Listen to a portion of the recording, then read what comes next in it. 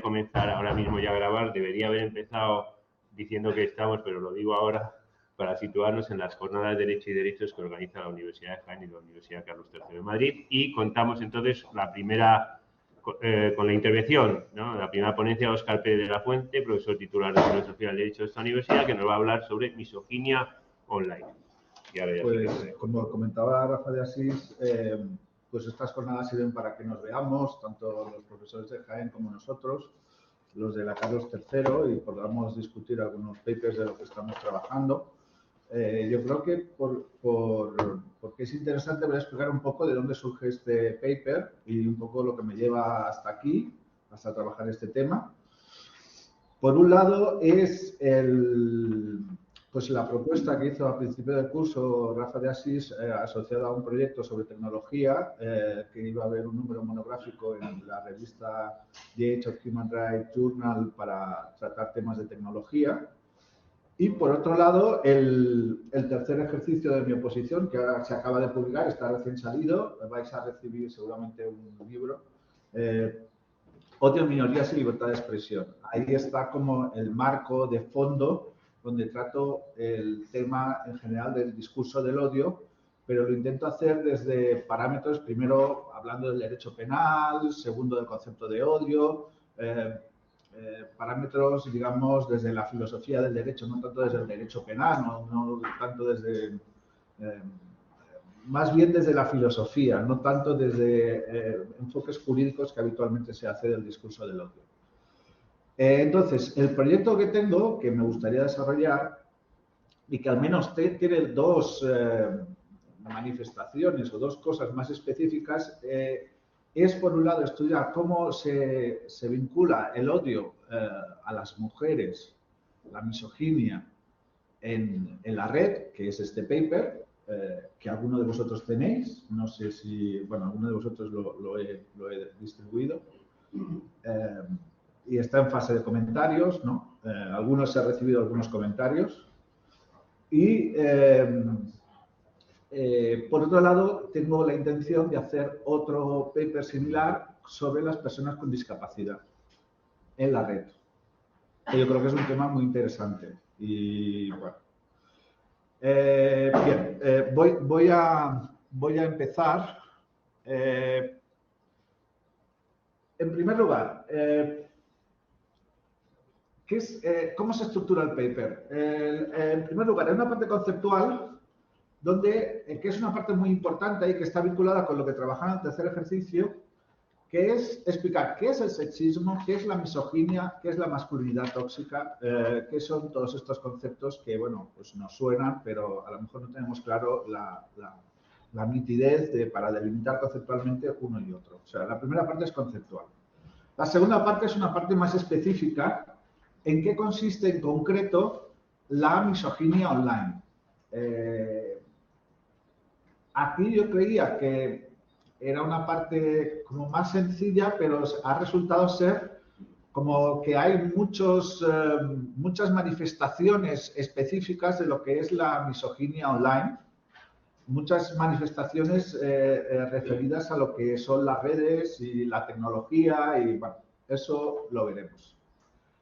Después, he estudiado un tema que es bastante interesante y que podemos discutir luego en el debate, sobre el tema de los videojuegos y los estereotipos en los videojuegos. Digamos, se prevé que en los videojuegos el usuario sea un hombre blanco, heterosexual, asocial, digamos, ese es el estándar del videojuego. Sin embargo, el 40% de las usuarias de los videojuegos son mujeres.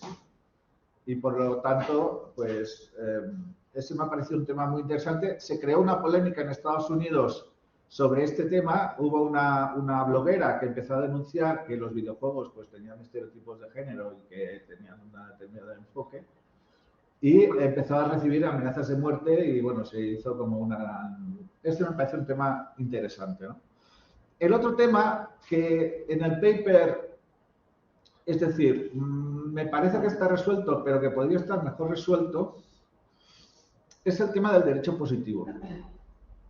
Es decir, cómo se combate la misoginia online y cuáles son los mecanismos actuales para combatir la misoginia online. Bueno, eso lo veremos en la última parte. Las legislaciones de igualdad y no discriminación, si tienen un referente, si el discurso del odio tiene un referente por género, si hay las legislaciones de derechos humanos tienen un referente por género, y si hay legislación específica de misoginia online. Todo eso, bueno, pues todo eso está en construcción. No hay, o sea, he encontrado muy pocas cosas porque es que no... bueno, digamos, esto es como el índice. Es el índice de cosas, ¿no? Entonces, el primer punto, en relación con lo que trabajé en el libro, en este libro que acaba de salir, la idea es que a mí me gusta conceptualizar estas cosas como, primero, que hay un elemento ideológico, que en este caso sería el sexismo, que supone la subordinación de las mujeres respecto de los hombres, y que esto está conceptualizado tradicionalmente por el feminismo, y que en este caso pues he utilizado unos libros que son muy interesantes, que son Historia de las ideas desde la perspectiva de las mujeres, que hay varias autoras que han trabajado estas ideas, digamos, en el mundo anglosajón, sobre todo he encontrado referentes.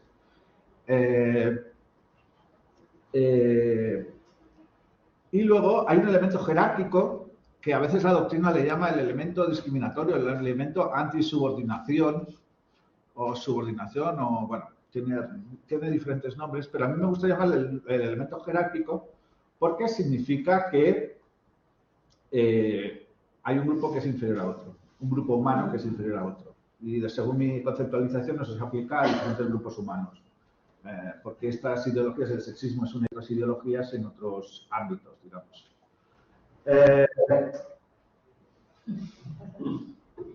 Bueno, entonces, por último estaría el elemento práctico, que sería la manifestación concreta de este elemento ideológico y elemento jerárquico, que en este caso sería la misoginia. Y entonces, el tema que se tendría que ver es cuáles son las características de la misoginia. O sea, la misoginia no es una cuestión de grados, sino que es una cuestión conceptualmente distinta, ¿no? Que implica un elemento de coerción y que implica un odio o un prejuicio. Es un elemento más negativo, no es inocuo, digamos, sería esa visión, ¿no? Por tanto, hay un elemento interesante desde el punto de vista conceptual y es el odio por motivos de género, es la misoginia, o cómo se puede conceptualizar el odio por motivos de género y la misoginia. Bueno, que ese es un elemento para delimitar, indudablemente hay una relación,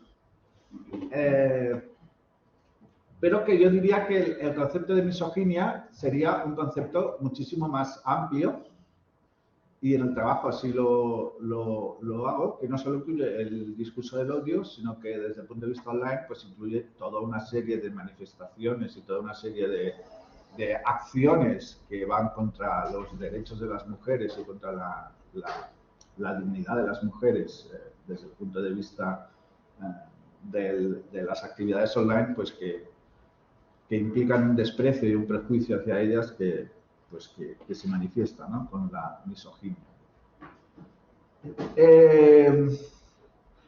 Voy a hacer un comentario que a lo mejor alguna de vosotras no os gusta mucho, pero yo cito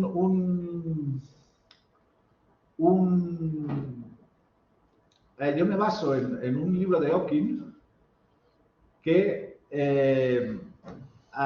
tiene una cita, es un libro de los años 90, donde dice que las mujeres tienen una ciudadanía de segunda clase y que están prácticamente excluidas de pues, casi todos los sectores de actividad y que están en una situación muy... Yo releyendo artículo me planteaba si la situación había cambiado, si seguías estando en una situación de segunda clase. Yo creo que en el fondo ha cambiado poco, pero haya habido algunos cambios en los años 90, pero algo ha cambiado, pero no estaría muy seguro. Voy a dejar la cita de Hawking, pero no sé si yo creo que en el fondo no ha cambiado mucho. Sigue siendo una ciudadanía de segunda clase y sigue habiendo elementos de discriminación, aunque ha habido avances. Bien.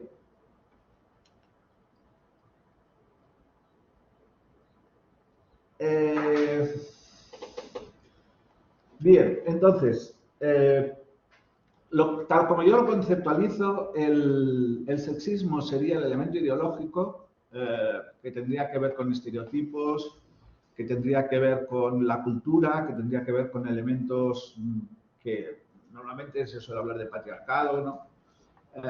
Y la misoginia son cosas concretas, específicas, que tienen un ánimo coercitivo que implica odio o prejuicio arraigado contra las mujeres.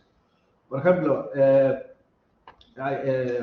estudiando este tema, aparte de las historias de las ideas, pues hay unos libros muy interesantes sobre misoginia en la literatura desde el siglo, yo qué sé, XVI.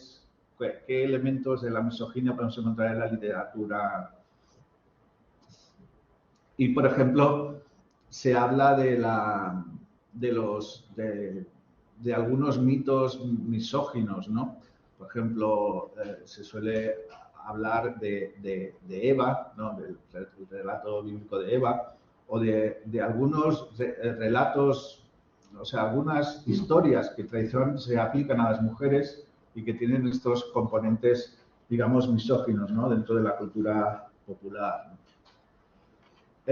Como digo, la misoginia tendría un carácter coercitivo, implícito o explícito. Y hay una autora bastante importante sobre el tema de la misoginia que le da un componente un poco más radical, ¿no? Su definición es que principalmente es una propiedad de los sistemas o entornos sociales en su conjunto, en los que las mujeres tendrán a enfrentarse con hostilidades de diversos tipos, que son mujeres en un mundo de hombres, es decir, un patriarcado, a los que se considera que no cumplen las normas patriarcales, es decir, los principios de la ideología patriarcal que tienen cierto peso en este entorno. En la literatura, cuando se empieza a leer sobre esto, hay un término que no sé cómo traducirlo mucho, que es lo de manosfera, ¿no? La esfera o la red de los hombres, ¿no? Como que la Internet está, digamos, pensada para los hombres, ¿no? Bien, vamos a un tema. A mí me gusta poner en las clases ejemplos de series. Ay, gracias, Rafa, que no me daba cuenta. En las clases me gusta poner ejemplos de series. Y hay una serie que ejemplifica, bueno, que se ríe de algunos tópicos, que es la serie Machos Alfa, que habla sobre el tema de la masculinidad tóxica, ¿no? Y se ríe de estas cosas. Pero explica muy bien qué es la masculinidad tóxica, en el sentido de que la masculinidad tóxica sería el desajuste que se produce cuando los roles de género no se reflejan con digamos, los patrones tradicionales, pero los patrones tradicionales que implican que el hombre es violento, egoísta, competitivo, la mujer es solidaria, empática, colaboradora. Todo lo que salga de eso genera una reacción que llevaría a la masculinidad tóxica, y todo lo que no responde a esos roles de género, pues llevaría a una reacción, digamos, negativa. Eso se puede ver en diversos contextos y también se une a la red a lo que actualmente se llama antifeminismo. Es decir, hay movimientos o hay discusiones en la red que van contra los avances del feminismo y que se suelen etiquetar o se suelen acoger con el tema de la masculinidad tóxica, ¿no? Se asocian, digamos, a la masculinidad tóxica. Bien. Por tanto, vamos ahora al concepto de misoginia online. Para hacerlo más claro,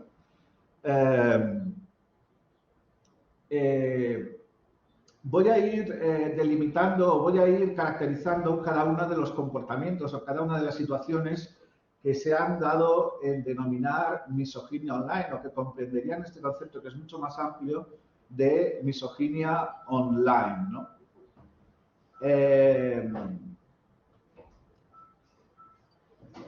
De alguna manera, esta misoginia online surge por determinados comportamientos que son anónimos y hostiles. El anonimato es una de las características de la red, y la misoginia genera o es sinónimo de cierta hostilidad, ¿no?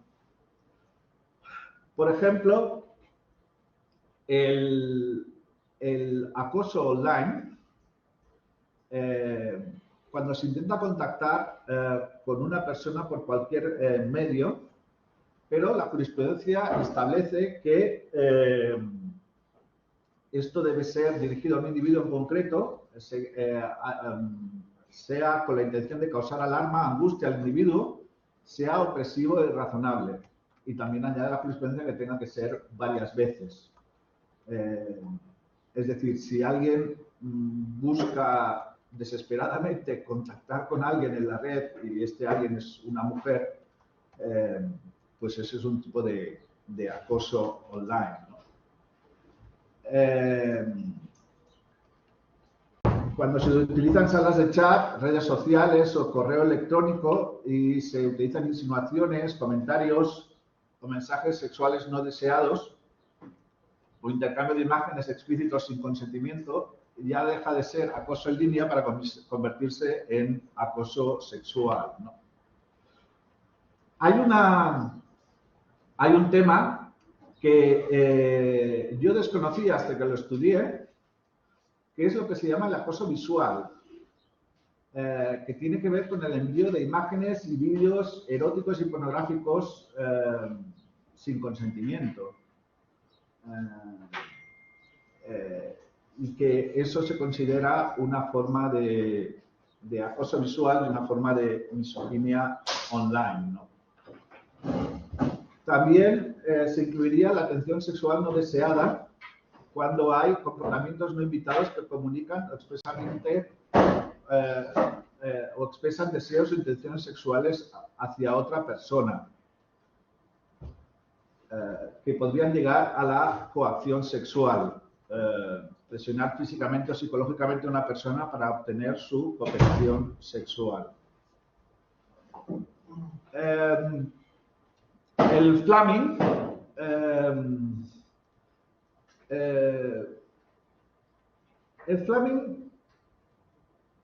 es, digamos, tiene que ver con los insultos, es decir, tiene que ver con material ofensivo, altamente ofensivo en la red, que puede incluir blasfemias, insultos, mal humor, signos de exclamación, palabras censurables.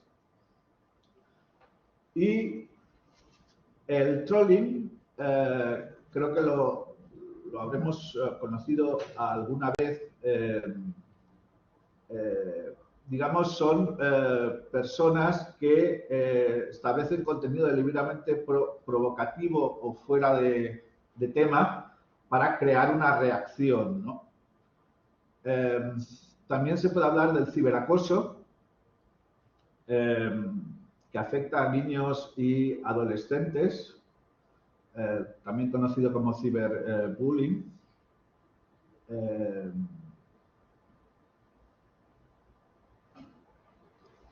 Y el doxing sería la práctica de desvelar información privada en la red. Adquirir y filtrar información personal identificable o sensible sobre un individuo o grupo sin el consentimiento de esta persona.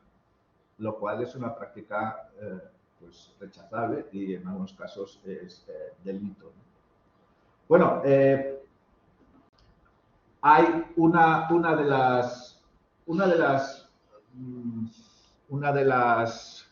de los temas, y de hecho recuerdo que fue el tema de un TFM, es lo que se llama pornografía de venganza, ¿no? Cuando una pareja pues pone en la red imágenes íntimas de otra persona.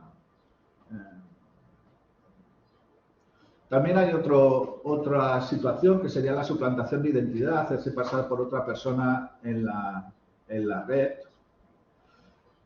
Bien, estos serían los comportamientos de la misoginia online. Vamos a este tema, quedan dos puntos y las conclusiones. El punto sería el Gamergate. El Gamergate es que en un momento determinado hubieron quejas porque los videojuegos presumían que estaban dirigidos a un público masculino y determinadas características, no sé si la palabra es geek o nerd o idle, bueno, digamos, de un público determinado. Se preveía que el público de los videojuegos fuera de una manera determinada, sin embargo, 40% de las usuarias eran mujeres. Con lo cual, hubo una bloguera que lo denunció y recibió amenazas de muerte, se creó una gran polémica y la polémica fue la siguiente, porque tiene también que ver con lo del antifeminismo, tiene que ver con lo de la masculinidad tóxica, tiene que ver con algunos debates que se están dando. Los de la industria de videojuegos o los de la visión nacional dijeron no hay que politizar los videojuegos. En cambio, la bloguera decía, oiga, ustedes no tienen en cuenta a las mujeres, tendrían que hacer unos videojuegos. Bueno, sí, las mujeres, los videojuegos para las mujeres son el Candy Crush. Bueno, yo no sé mucho de eso, pero el Candy Crush o el Saga, o digamos, tiene una visión secundaria de las mujeres en cuanto a los videojuegos. No puede haber videojuegos exclusivamente dedicados a mujeres, digamos, esa sería un poco la visión. Bueno, me parece un tema interesante. Si la creación de los videojuegos tiene que tener o tiene que estar de acuerdo con algún rol de género o tiene que tener esta visión de género en alguna cosa determinada, ¿no? Por ejemplo, yo a mis estudiantes les pregunto si la discriminación positiva que ha habido en la sentencia reciente en Estados Unidos, que ha dicho que no estaba justificada después de tantos años y después de tanta jurisprudencia, ¿cómo si se justifica la discriminación positiva en el mundo de la cultura, en el mundo del arte, ¿no? O en los premios artísticos, ¿no? Si ha de haber en los Oscars una cuota por género, por raza o por este tipo de debates, ¿no? Pues no hablemos de cuotas en el Gamergate, pero sí hablemos de, porque a lo mejor es muy extremo hablar de una cuota para videojuegos, pero sí hablemos de una preocupación, o sí hablemos de una necesidad de acomodar los videojuegos a una perspectiva de género. No negando la otra, pero sí que haya una perspectiva de género. Entonces, la parte del artículo que me parece que está en construcción, ya lo he dicho, es la parte jurídica. Primero porque, bueno, tenemos esta recomendación general de política número 15 de la Comisión Europea contra el Racismo y la Tolerancia, que incluye el género, la identidad de género y la orientación sexual, pero el género. Pero normalmente la legislación internacional era sobre religión y razas, pero el género no estaba incluido. Este es uno de los primeros documentos que incluye el género en discurso del odio. El Código Español de la reforma de 2015, que es una reforma muy expansiva, incluye el sexo,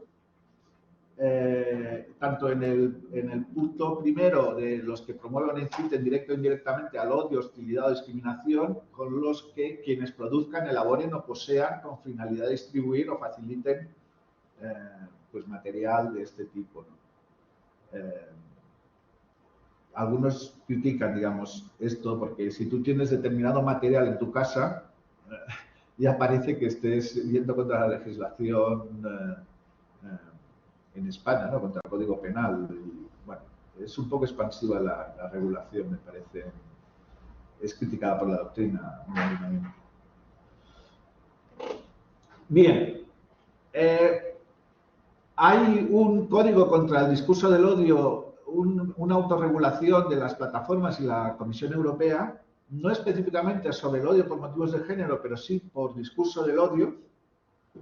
Esto significa que en 24 horas las plataformas, si reciben una queja, tienen que eliminar el material, lo cual es bastante interesante. Y es bastante interesante porque es autorregulación.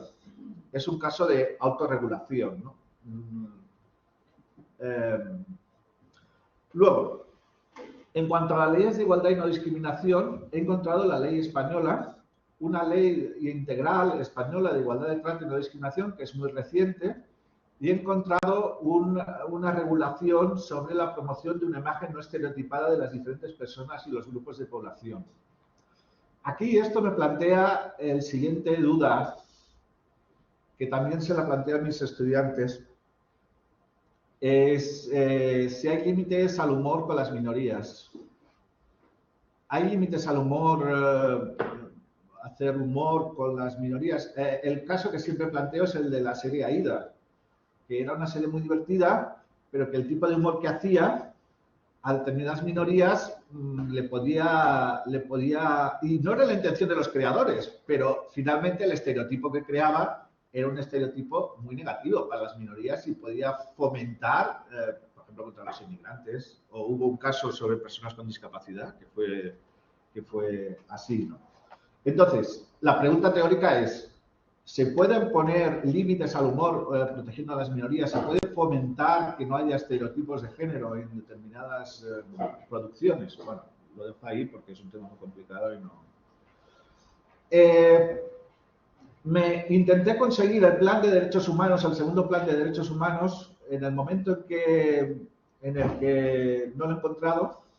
Quería ver si en el segundo plan de derechos humanos de España había algo específico sobre discurso del odio, sobre misoginia online, pero no he podido encontrarlo. Espero que cuando entregue la versión final del artículo sí que lo pueda encontrar. No he encontrado mucha legislación específica sobre misoginia online, pero sí he encontrado pues algunas regulaciones en algunos países por alguna de las cosas, por ejemplo, suplantar el acoso, determinados comportamientos sí que son delitos, sí que están perseguidos, determinados comportamientos de los que he hablado sí que son delitos, sí que están perseguidos.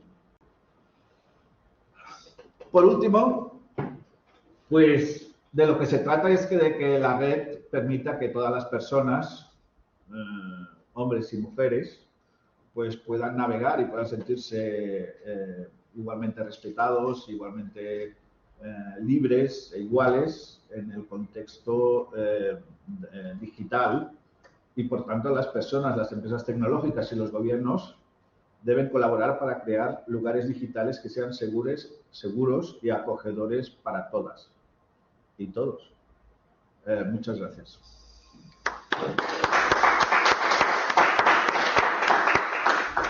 Muchas gracias, Óscar. Y aquí era, ¿no? Dejar de compartir. Eso es.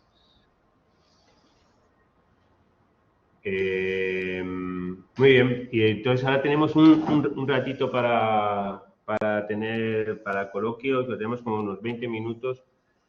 No sé si hay alguien, Mari Carmen veo que quiere y por aquí no veo que haya, no sé, aquí se ve. Está muy bien, pues bueno, empieza. Mari Carmen, lo único que sí te pido es que hables alto. Porque venía aquí no te voy a pedir que vengas. Sí. Pero igual se te oye. A ver. ¿Se me oye así? No sabemos. Si puede alguien de los que estéis conectados decirnos que oís. Sí se oye, fenomenal. Sí. Ya está, muy bien, pues ahora. Bueno, pues hola, buenas tardes. En primer lugar, gracias a Rafa por organizar otra vez este seminario, que ya es la tercera, y así es una ocasión para encontrarnos con los colegas de Jaén y también una ocasión para escucharnos a nosotras y a nosotros mismos, que a veces vamos muy rápido y no nos tomamos ese tiempo. Y gracias a Óscar por tu presentación. Yo sí había visto el paper antes, con lo cual la he seguido con más facilidad. Te agradezco también por eso, por haber compartido el paper. Una pregunta que en realidad son dos, ¿no? La pregunta es si te parece que a efectos de la discriminación, el mundo online es distinto del mundo físico. Podemos pensar en misoginia, pero también podemos pensar en, no sé, en homofobia, en otra serie de comportamientos de odio. ¿Y en qué medida es distinto? Y si lo es, si valen las garantías del físico para el online, o si las garantías del mundo físico, el modo en el que entendemos los comportamientos ilícitos en la vida real, no en la vida virtual, si las garantías de esas medidas que nos hemos desarrollado en el mundo físico, si sirven, si no sirven, en qué medida deberían modificarse o depurarse. Que no se ve bien. Bien, bueno, gran pregunta. A ver, te voy a contestar primero con lo que dice Naciones Unidas en una regulación sobre privacidad. Dice que los derechos humanos son igualmente vigentes online y offline. Eso es la teoría. Luego está el caso famoso de Yahoo, que es un caso muy interesante en el cual hay una subasta nazi en el servidor de Yahoo, en la web de Yahoo. Y la Liga Antirracista de Francia demanda a Yahoo. Y Yahoo le dice, yo me rijo por las leyes de libertad de expresión de Estados Unidos. Con lo cual, las leyes son locales, los problemas de Internet son globales. También esto ocurre, por ejemplo, en los casos famosos de negación de negadores del genocidio, negadores del holocausto. Por ejemplo, un australiano que va a Alemania, lo encarcelan y lo acusan porque tenía una web en sede australiana de negación del holocausto. ¿Qué quiero decir con esto? Que por un lado, sí, los derechos humanos son vigentes online y offline, pero por otro lado, como tú decías, las garantías son difíciles de hacerlas evidentes, por ejemplo, de hacerlas me sale en inglés, enforceable, efectivas, hacerlas efectivas. Entonces, eso es, por ejemplo, las legislaciones, por ejemplo, si hacen una legislación, aquí han hecho legislaciones sobre internautas o sobre determinadas protecciones y así. A mí las legislaciones digitales de base nacional me parece que no responden a la lógica global. Quiero decir que la lógica local y la lógica global en Internet se ha de tener en cuenta, o más bien la lógica global.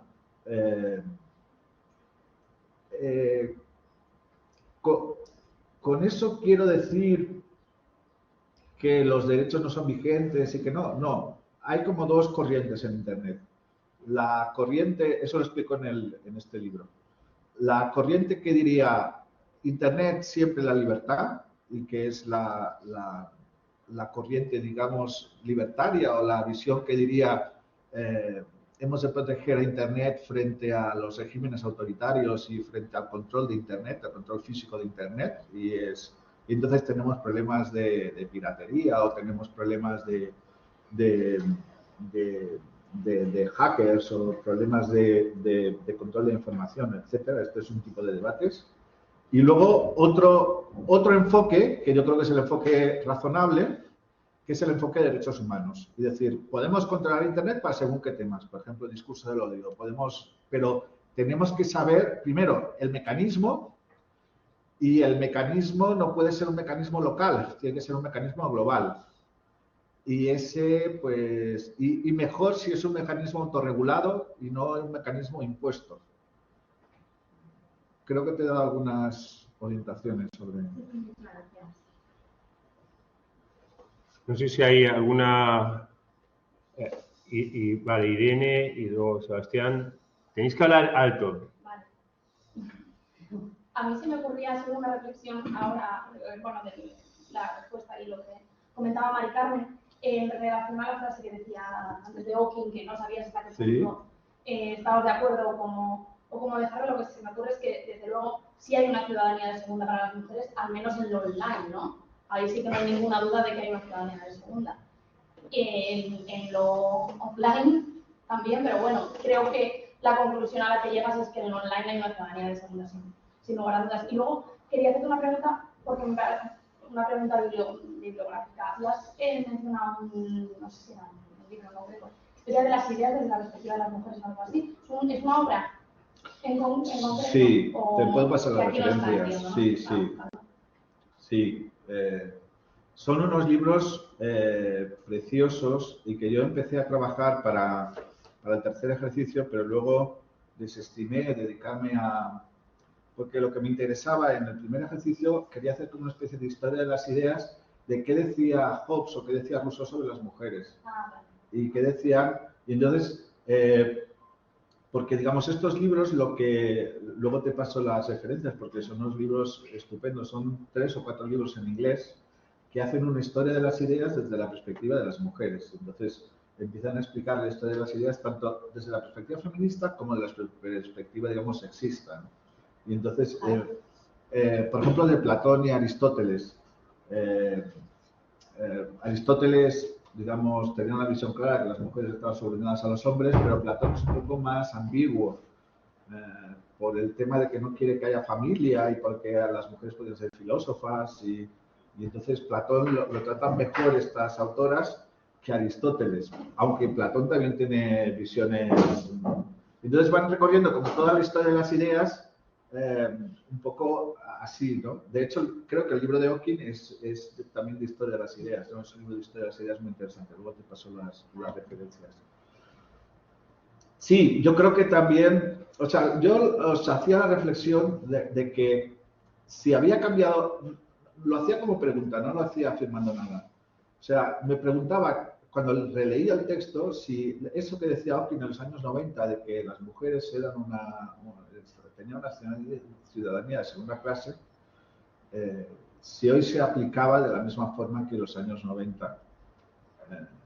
Y bueno, seguramente es así, ¿no? Pero bueno, también ha habido cambios muy rápidos. Si hacemos la perspectiva global del mundo, evidentemente no. O sea, en el mundo la mujer sigue pues, muy discriminada y muy subordinada en muchos aspectos, ¿no? Pero digamos en diferentes sociedades, incluso en la misma Europa también hay diferentes entre diferentes países, ¿no? Y en la red está claro que no. O sea, que sí, que hay una ciudadanía de segunda clase. Sebastián, creo que querías. Sí, gracias. Desde allí, aún más fuerte, Sebastián. Bueno, primero, gracias, profesora, por organizar esta jornada y también por la presentación. En la universidad, este último cuatrimestre, trabajamos en una clínica médica sobre delitos de género en el ciberespacio. Y mi pregunta va dirigida a razonamientos que planteaba Oscar sobre la regulación o la autorregulación. Es decir, y concretamente sobre la regulación a través de la intervención penal.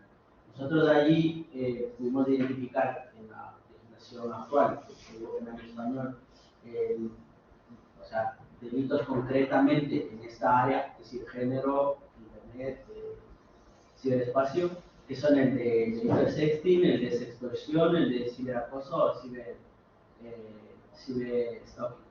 Y en realidad la jurisprudencia que encontramos en cada uno de estos tipos penales es muy interesante porque toma en cuenta el contexto en el cual nos encontramos como sociedad en el ámbito del desarrollo tecnológico y también la necesidad de protección de la mujer que se encuentra en una situación de vulnerabilidad frente a este tipo de acoso y de violencia. La pregunta es, Oscar, ¿en qué medida la intervención penal puede ser eficaz de alguna manera para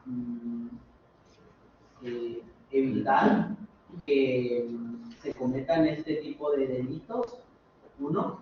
Y otro, ¿consideras que debería ser la regulación que debería sustituirse la regulación por esta autorregulación de Internet de la que hablabas, de eliminar esta información en las 24 horas, o que no es suficiente y dejamos todo en manos de la materia penal? Bueno, a ver, la intervención penal ha de ser la última ratio en un sistema garantista, en un sistema, en un Estado democrático, un Estado social y democrático de derecho. Evidentemente, si se producen delitos, se han de perseguir, han de tener una cierta gravedad, ¿no? Un poco la tesis que defiendo en este libro es que el mecanismo general para el discurso del odio es la educación en derechos humanos. Sin embargo, y en los casos extremos, aplicar el derecho penal. En los casos extremos hay un tema de interpretación, que es un caso extremo o que es un caso difícil, que es un caso grave, y cuando no. En el tema de situaciones de acoso, extorsión, que sería una forma de chantaje o este tipo de cosas, ya entiendo que sí que puede entrar el derecho penal, pero entonces estamos un poco lo que estábamos comentando antes, que el derecho es local y la posibilidad de persecución de estas actividades en la red es bastante poco efectiva, ¿no? Digamos, en la red hay mecanismos por los cuales es fácil no ser anónimo, con lo cual la posibilidad de dejar rastro, de ser perseguido por determinadas actividades, pues es más sencillo que no en el mundo real, ¿no? Entonces, en ese sentido, me parece que hay que establecer determinados mecanismos que tienen que ir con el acuerdo de las plataformas y, a ver, aquí hay un tema interesante. Yo he trabajado un tema muy interesante, que es la libertad de expresión en Internet en Rusia y en China. En Rusia y en China restringen Internet, pero desde los mecanismos de Internet. Es decir, en China tienen una gran muralla, tienen un cortafuegos, digamos, restringen la información, no están conectados, digamos, de la misma forma. Las webs tienen otra versión para China. No fluye la información de la misma forma que en Internet. Ellos utilizan la tecnología para restringir la información. Yo creo que una sociedad democrática no puede restringir Internet, y ese es el argumento de la libertad. Pero luego está el argumento de los derechos humanos. Digo, por causas muy justificadas sí podemos restringir Internet, pero tiene que ser de forma global, con garantías, con el acuerdo de las plataformas, pero no podemos restringir la tecnología. Entonces, bueno, pues hay males menores o hay cosas que ocurren. Bueno, yo como no hay más intervenciones, yo voy a decir una pequeñita para ya dar... tiene que ver con esto que estáis hablando de la autorregulación y con los ejemplos que has puesto de China y de Rusia, ¿no? ¿No? O sea, bueno, Claro, esos ejemplos lo que sí ponen un poco en entredicho es esa distinción que establecías entre lo local y lo global, porque lo que ponen de manifiesto es que igual sí que se puede desde lo local controlar lo global o controlar la información que te llega, ¿no? O sea, que no es tan... Esa imagen de que no se puede controlar lo digital, yo no estoy tan... O sea, creo que... Y luego, claro, lo digo también un poco como reflexión, ¿no? Igual, claro, hablar de autorregulación en este ámbito, en algún momento has citado plataformas, claro, ahí sería como, o sea, al final esto es como igual decir, bueno, vamos a hacer que, por ejemplo, los derechos laborales, las empresas se autorregulen, los autorregulen. Vamos a conseguir, vamos a educarles bien a los empresarios y vamos a hacer que se autorregulen, ¿no? O sea, al final me parece esto, porque un poco donde se proyecta todo este discurso es gracias a unos instrumentos controlados por empresas tecnológicas, ¿no? Y que igual lo que hay que hacer es eso lo tendrás que regular, ¿no? Porque si no estás dejando un espacio ahí con el... Y además, y la otra cosa también, claro, no es lo mismo, yo sé que esto es difícil, pero no es lo mismo proteger derechos que limitar derechos, ¿no? Y entonces, claro, si tú, lo que hace Rusia y China igual es limitar derechos, ¿no? Y tú igual la intervención la haces para proteger derechos, siendo consciente de los límites que hay, ¿no? Pero yo creo que esas tres cosas deben estar un poco presentes, ¿no, Óscar? Sí. A ver, sobre lo primero, es que Rusia, bueno, Rusia no tanto, Rusia tiene una ley anti-extremismo. Es una cuestión de interpretación, es decir, pero para ellos los Hare Krishna son extremismo y los que están en contra de la guerra de Chechenia son extremismo. Entonces, todo lo que sea extremista, todo lo que vaya en contra de la idea oficial, está prohibido. Entonces, ese es un problema de libertad de expresión, no es tanto con la red. Lo de China es más interesante desde el punto de vista tecnológico porque utiliza la tecnología, no recuerdo bien el mecanismo, pero utilizan, creo que le llaman cortafuegos o le llaman, tiene un nombre especial, utilizan un mecanismo tecnológico para restringir la información que llega a China. Y las versiones de las webs occidentales son distintas en China.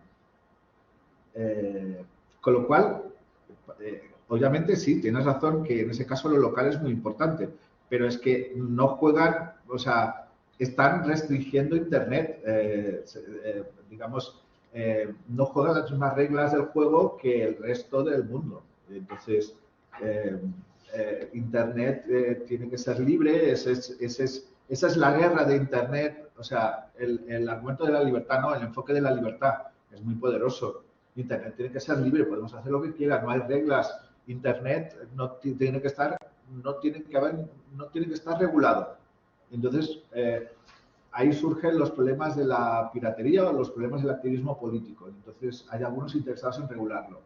Y luego está el enfoque de los derechos humanos, que diría, para algunos temas, por ejemplo, la pornografía infantil o, por ejemplo, el discurso del odio, por ejemplo, hay determinados temas que sí que no está justificado que haya webs dedicadas a estos asuntos, ¿no? Entonces hay un consenso internacional para limitar esto. Pero, de lo que comentabas, yo lo único que digo es que si se hace una ley para prohibir webs en un país, no tiene sentido, tiene que ser un acuerdo internacional. Eso es lo que digo. Y que